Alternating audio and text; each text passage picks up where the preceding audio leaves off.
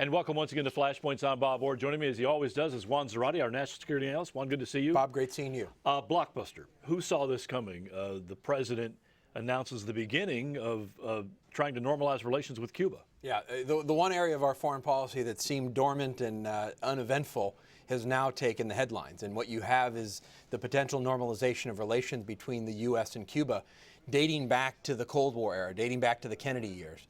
And really the president trying to make his mark in some positive way in foreign policy when so many other things are going wrong. We understand the president was on the phone with Cuban President Raul Castro for 45 minutes. Yeah.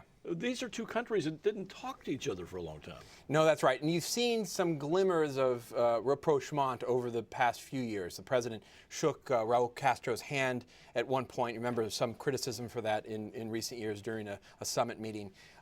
In addition, there had been some indications that if we could resolve this Alan Gross situation, the fact that the USAID employee was in custody for 5 years, if that could be surmounted, then there was a possibility of an opening. And what you see in this announcement is that very thing coming to fruition.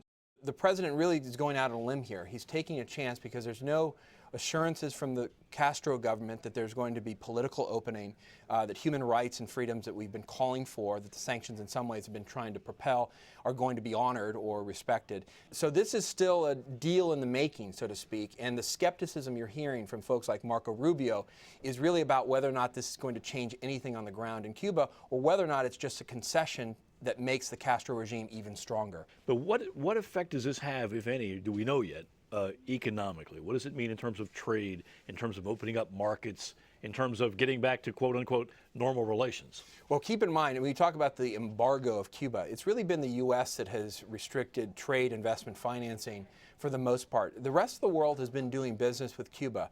That has certain implications. You have the Canadians, the Spanish, the Mexicans, all invested in some form or fashion in Cuba. But the U.S. is the 800-pound gorilla, 90 miles from Cuba, 2 million Cuban-American diaspora with a lot of purchasing power and a lot of capital to invest.